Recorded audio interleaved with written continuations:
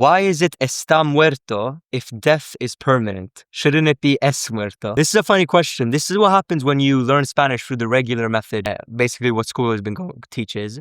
So the way I teach ser and estar is that, firstly, forget everything you've learned about ser and estar, okay? The simple actual use cases for ser and estar are as follows. Estar is used for states and ser is used for characteristics. And this is actually seen linguistically.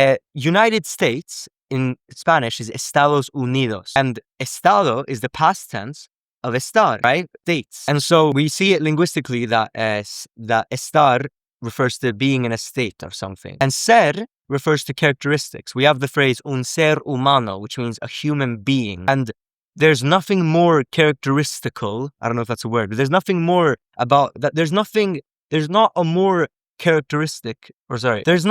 human characteristic than being human. Does that sort of make sense? Like being human is the ultimate characteristic that a person can have, of course, right? It is I don't have to go more into it.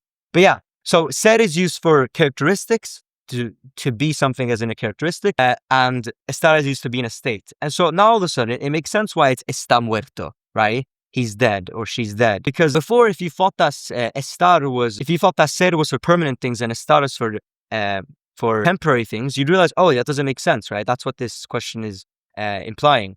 But if you think about it as states and characteristics, well, is being dead a characteristic or a state? Well, it's a state. You're in the state of being dead. So that's why it's estar. And this is so funny. This actually proves why, like, that understanding of ser and estar is so much better. And that's like, the fact that we still say that it's temporary and permanent things is just mind-boggling to me, okay?